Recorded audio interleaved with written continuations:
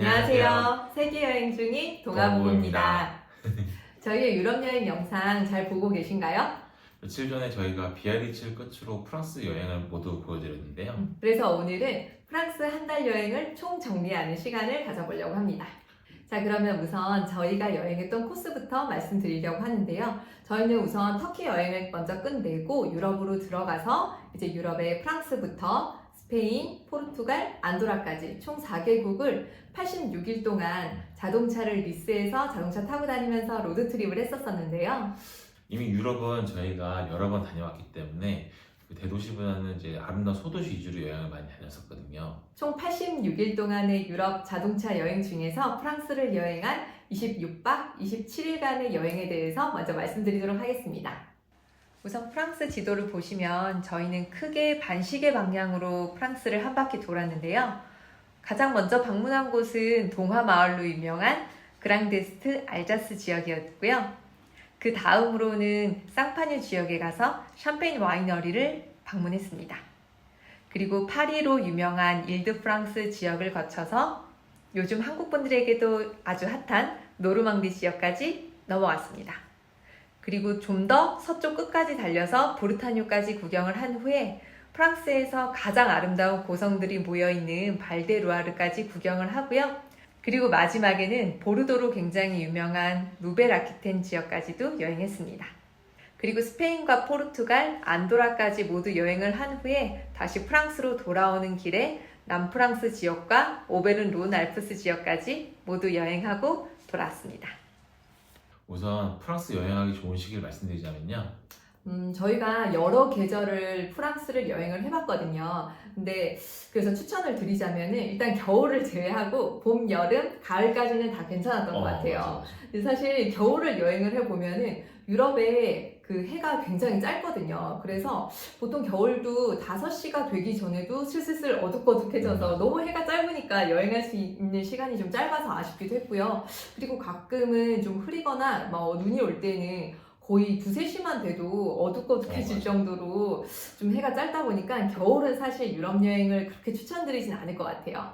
근데 사실 여름은 많이 덥기는 한데 그래도 나름 그늘에만 있으면은 좀 선선하게 바람이 부는 편이라서 오히려 겨울을 제외한 봄, 여름, 가을까지의 시기를 좀 추천드릴게요. 특히나 프랑스는 관광지나 캠핑장이 5월에서 6월 정도에 오픈한 경우가 많이 있거든요. 그래서 그 이외 기간에 가시면은 이제 가게나 식당들이 문을 닫는 경우가 있어요. 그럼 되게 곤란할 경우가 있습니다. 맞아요. 그리고 각종 행사나 축제 같은 것들도 대부분 6월에서 8월 사이에 집중돼 있다 보니까 저희도 사실 그 성당에서 멋있게 밤에 하는 레이저 쇼 같은 것도 보고 싶었었는데 막상 9월 한 중순쯤에 갔더니 그게 이제 다 끝나고 안 하더라고요. 맞아. 그래서 프랑스를 좀 온전하게 다양한 축제도 다 즐기고 싶다 하시면은 이 성수기 시즌에 6월에서 8월 이때쯤 가시는 게 아마 가장 좋을 것 같고요. 근데 사실 아무래도 성수기 때 가면은 어딜 가나 사람들이 많고 복잡하긴 하죠. 그래서 만약에 좀 조용한 그런 소도시를 그냥 즐기는 게 더 좋다 하시는 분들은 이때 살짝 피해서 오히려 또 봄, 가을에 가시면은 주차하기도 훨씬 수월하고 관광객도 적어서 좀 더 여유로운 그런 여행을 하실 수도 있을 것 같아요. 자, 그럼 세 번째로 저희가 여행했던 교통수단에 대해서 좀 말씀을 드릴 건데요. 저희는 총 3달간 자동차 여행을 했었는데요. 렌트를 하지 않고 프랑스에서 자동차 리스를 해서 여행을 하고 다녔습니다. 여러분들 중에 혹시 유럽 자동차 리스에 대해서 좀 더 궁금하신 점이 있으신 분들은 저희가 예전에 만들어둔 영상을 참고해 주시면 좋을 것 같습니다. 여기 띄워놓을게요. 저희 같은 경우는 스위스 바지에서 차를 인수받아가지고 프랑스, 스페인, 포르투갈, 안도라 이렇게 4개국을 여행한 다음에 다시 프랑스 리옹으로 들어와가지고 반납을 했었습니다. 여기서 중요한 점은 뭐냐면은 저희가 차량 반납을 프랑스 내에서 하게 되면은 그 추가 탁송료가 들지 않는 장점이 있거든요. 맞아요. 만약에 프랑스가 아니라 다른 국가에서 반납을 하게 되면은 여기에 추가로 붙는 탁송료 비용이 꽤 높은 편이긴 하거든요. 그래서 코스를 짜실 때 이 비용을 반드시 참고하셔서 코스를 짜는 게 굉장히 중요해요. 예를 들어서 시트로엔 같은 경우에도 로마나 바르셀로나 같은 프랑스가 아닌 지역에서 반납을 할 때는 거의 500유로 가까이 비용이 추가로 더 내야 됐었거든요. 500유로면 75만 원 정도 되는 거잖아. 이 돈이 사실 만만치가 않아서 저희도 열심히 다시 운전해서 프랑스 리옹으로 돌아와서 거기서 반납을 했었습니다. 그리고 저희는 시트로엔 C3 에어크로스 모델을 빌렸거든요. 그거는 이제 저희 둘이 여행을 하고 뒤에 짐 싣고 그다음에 식재료 같은 거 이제 그것도 싣고 다녔는데 되게 공간도 넉넉하고 좋았던 것 같아요. 나도 괜찮았던 것 같아. 그리고 저희가 시트로엔 C3 모델도 빌려본 적 있었는데요. 걔는 조금 작아가지고 아, 맞아요. 살짝 불편함이 없지 않아 있더라고요. 그래서 보통 기본적으로 한 C3 에어크로스 정도 모델부터 빌리시는 게 좋을 것 같아요. 네, 2명 기준입니다. 아, 그리고 유럽의 주유비에 대해서도 좀 말씀을 드리려고 하는데요. 저희가 여행을 했을 때는 리터당 한 1.8유로에서 뭐 비싼 데는 2.3유로까지 그 정도 왔다 갔다 했던 것 같은데요. 그러면 우리나라 돈으로 하면 거의 리터당 2,800원에서 한 3,200원까지 되는 거라서 사실 우리나라에 비해서 기름값도 정말 만만치가 않았었어요. 게다가 우리가 한 10,000km 가까이 타지 않았나? 그치, 10,000km 가까이 저희가 이렇게 여러 나라를 막 여행하면서 다니다 보니까 주유비도 진짜 만만치가 않았는데 여기서 한 가지 그나마 꿀팁을 좀 말씀드리자면요. 조금이라도 주유비를 아끼려고 저희는 어떻게 했냐면은 일반적인 주유소를 이용을 하기보다는 프랑스의 유명한 대형 슈퍼마켓들이 있잖아요. 예를 들어서 뭐 까르푸나 아니면 슈퍼유, 인터마르쉐 이런 곳에서 주유소를 같이 운영하는 경우들이 꽤 많이 있거든요. 이런 곳에서 주유를 하면은 상대적으로 가격도 좀 더 저렴하고 그리고 주유하러 간 김에 또 장도 볼 수 있어서 되게 일석이조였던 것 같아요. 맞아. 그게 되게 좋았지. 그럼 네 번째로 숙소에 대해서 말씀드릴게요. 숙소는 주로 저희가 에어비앤비를 이용했었거든요. 네, 프랑스를 여행을 할 때는 특히나 에어비앤비에서 예약을 하시는 걸 추천을 드리는데요. 그 이유는 한 2가지 정도 있을 것 같아요. 우선 첫 번째로는 저희가 유럽의 다른 나라들도 여행을 많이 해봤지만 유독 프랑스는 호텔 가격이랑 에어비앤비 가격이랑 굉장히 갭이 큰 나라 중 하나더라고요. 그래서 가성비 여행을 추구하시는 분들에게는 에어비앤비를 확실히 더 추천을 드리고요. 그리고 두 번째 이유로는 사실 다른 나라들의 에어비앤비도 이용을 해봤지만 프랑스의 숙소들은 가성비가 굉장히 좋으면서 그리고 주방까지 굉장히 잘 갖춰져 있는 그런 시설이 굉장히 좋은 숙소들이 좀 많았어요. 그래서 같은 뭐 7, 8만 원대 숙소라 하더라도 다른 나라에서 이용했던 에어비앤비보다 훨씬 더 깔끔하고 주방 시설이 좋은 그런 숙소들이 많았기 때문에 프랑스를 여행을 할 때는 굳이 비싼 뭐 호텔도 좋긴 하지만 가성비 여행을 할 때는 주방이 딸려있는 그런 깔끔한 에어비앤비를 이용하시는 것도 좋은 방법일 것 같아요. 맞아. 그래서 숙소 퀄리티 되게 좋아가지고 요리하기도 되게 좋았고 맞아. 그리고 커피도 늘 있어가지고 커피 맞아. 마시기 되게 좋았었어. 맞아요. 커피 머신이라든지 아니면 오븐, 토스트기 이런 것들이 굉장히 잘 갖춰져 있어서 우리 셰프님이 아주 신나게 요리를 했던 기억이 납니다. 너무 좋았어. 나 그때 먹었던 홍합도 되게 맛있었던 것 같아.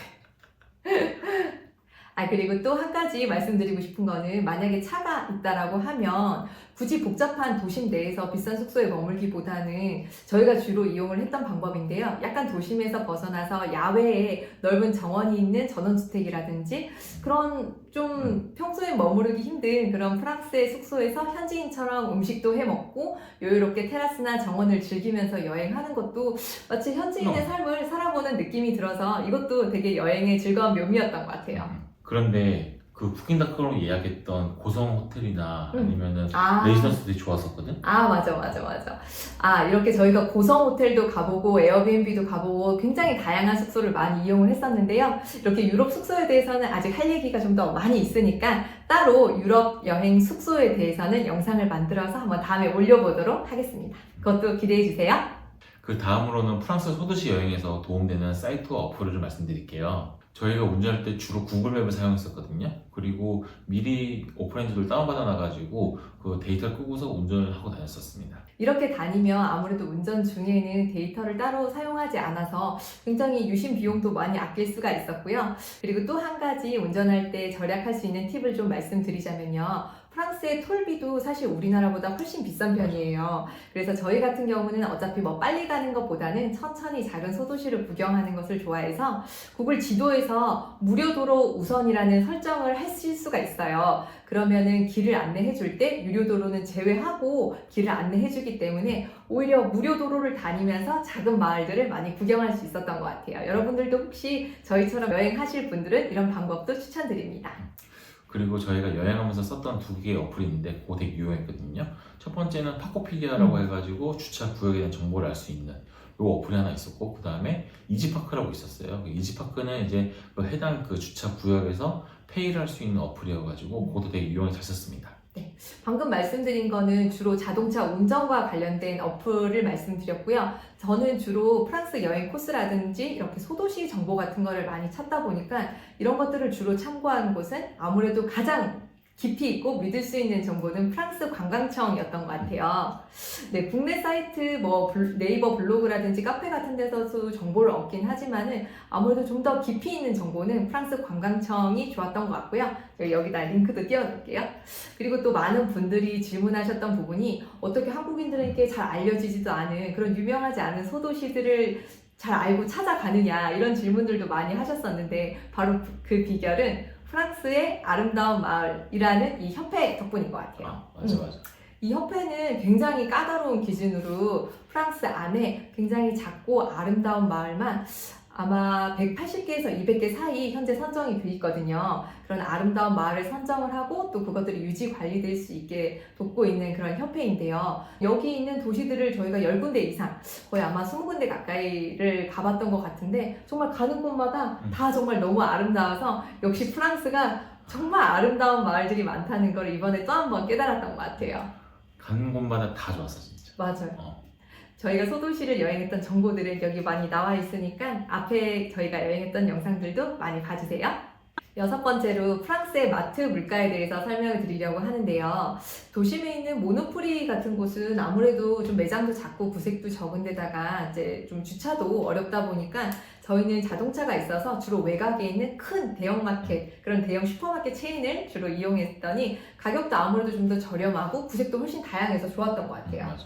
그래서 영상에 보셨다시피 저희는 마트에서 장 보고서 숙소 와가지고 밥을 해먹는 걸 되게 즐겨하는 편이었거든요. 그래서 저희에게 마트 물가가 굉장히 중요합니다. 맞아요. 저희한테는 마트 물가가 굉장히 중요한 게 하루에 2번, 3번씩도 장을 보는 날도 있었거든요. 맞아. 그리고 프랑스 마트는 이제 까르푸랑 슈퍼유, 오쇼, 인터마르쉐, 그다음에 렉클레, 그다음에 리들 이런 게 있었던 것 같아요. 진짜 다양하게 많이도 다녔다, 그치? 진짜 많이 다녔지. 그 중에서 저는 이제 까르푸랑 슈퍼유가 제일 좋았던 것 같거든요. 그리고 두 군데가 그 자체 브랜드가 잘 돼 있어가지고 되게 가성비가 좋았거든요. 그래서 자주 이용했던 것 같습니다. 맞아요. 심지어 우리나라보다도 훨씬 물가가 싼 상품들도 많이 있어서 진짜 마트 갈 때마다 굉장히 신나게 장을 봤던 기억이 있는데 예를 들어서 프랑스는 또 와인이 유명하잖아요. 와인 같은 경우에는 보통 5유로대 안팎으로 해서 굉장히 맛있는 와인을 쉽게 구매를 할 수가 있고요. 그리고 큰 대형마트에 가면은 보통 4+2라고 해가지고 총 6병을 이렇게 한 박스에 넣어가지고 파는 그런 행사들도 많이 하더라고요. 그래서 저희도 6병씩 한 박스씩 사서 마시기도 했고요. 그리고 또 프랑스 하면 유명한 게 빵! 그래서 빵은 정말 원 없이 먹었던 것 같아요. 제가 진짜 빵을 좋아하는데 바게트는 당연히 기본이고 크루아상이라든지 브리오시나 아니면 타르트 같은 것들도 굉장히 가격들도 저렴하고 보통 2유로에서 한 3유로대면은 충분히 다양하게 빵들을 즐길 수가 있어서 진짜 프랑스에서 원 없이 빵을 다양하게 먹었던 것 같습니다. 바게트도 심지어 보통 대형마트에서 사면은 한 400원에서 800원이면 이만한 바게트를 하나씩 살 수 있었기 때문에 진짜 빵순이로서 행복했던 것 같습니다. 그리고 이제 프랑스는 지역별로 이제 와인과 치즈가 워낙 유명하잖아요. 맞아. 아시다시피. 그래서 각 여행지 가실 때마다 그 현지에서 유명한 와인과 치즈를 즐겨보신 것도 정말 꼭 해야 될 것 중에 하나입니다. 그리고 프랑스가 버터가 맛있어서 그런지 과자 같은 게 되게 맛있거든요. 맞아. 그래가지고 그 마트에서 과자 되게 많이 파니까 그것도 한번 사서 드셔보는 것도 좋을 것 같습니다. 그리고 프랑스 마트를 이용하실 때 한 가지 주의할 점이 있는데요. 프랑스도 아무래도 근로자의 인권이 굉장히 강한 나라다 보니까 일요일엔 영업을 안 하는 곳이 굉장히 많아요. 물론 프랑스 파리 한가운데라든지 이런 곳은 일요일도 영업을 하겠지만은 저희가 주로 갔던 소도시는 일요일에 거의 영업을 하지 않았고요. 간혹 하는 경우에도 낮 12시까지만 운영을 하는 곳들도 굉장히 많았어요. 그래서 혹시 일요일이 내일 있다라고 하면 미리미리 토요일에 장을 봐두시는 게 좋을 것 같아요. 저희가 그걸 모르고 있다가 한번 굶어 죽을 뻔한 적이 있었습니다. 그래서 미리미리 장을 보셔야 되는데 사실 평일에도 좀 주의하셔야 될 게 보통 저희가 이탈리아나 스페인 같은 데는 저녁 9시에서 10시까지는 마트들이 문이 열려 있었어요. 근데 프랑스는 대부분의 마트가 8시면 문을 닫고 7시 반 되면 슬슬 이미 정리하는 분위기예요. 이미 나가라고 벌써부터 얘기를 하고 있기 때문에 혹시 프랑스에서 주로 이제 저희처럼 음식을 해먹는 분들 같은 경우에는 미리미리 낮에 장을 봐놓으시거나 일요일이 되기 전에 평일에 장을 봐주시는 것을 추천드릴게요. 자, 그럼 마지막으로 26박 27일간의 프랑스 여행에 대한 비용을 말씀드리겠습니다. 아마 가장 궁금하신 부분이 저희가 한 달 동안 여행하면서 총 얼마를 썼을까 이 부분이 굉장히 궁금하신 분들이 많을 것 같은데요. 그럼 더 이상 궁금하지 않게 일단 총 비용부터 먼저 말씀드리고 각각 상세한 항목을 좀 설명드리도록 할게요. 자, 그럼 저희가 26박 27일 동안 총 사용한 전체 경비는요. 414만 5,886원을 썼습니다. 오호라. 오. 이게 과연 어떻게 나온 금액인지는 한번 하나씩 따져서 말씀을 좀 드려볼게요. 일단 첫 번째로 숙소 비용은요. 총 26박 27일간 지낸 숙소 비용은 148만 1,983원을 썼습니다. 이 정도 금액이면은 저희 전체 총 비용 중에서 한 35.7% 정도를 사용을 했고요. 일당 평균을 매겨보면 57,000원 정도 되는 것 같아요. 거의 하루에 57,000원 정도로 숙박을 했으니까 사실 숙박비는 굉장히 그래도 선방을 했던 것 같아요. 유럽에서 57,000원 정도의 숙박이면은 그러니까. 야, 나이스한 거지 이거는. 저희 영상 보신 분들은 그래도 숙소 되게 괜찮은 것 같다고 추천해달라고 하시는 분들도 많았는데 그래도 이 정도 가격이면 꽤 가성비 좋게 숙소는 에어비앤비를 통해서 선방한 것 같습니다. 자, 그럼 두 번째로 식비를 좀 살펴볼 건데요. 식비는 27일 동안 총 얼마를 썼냐면요.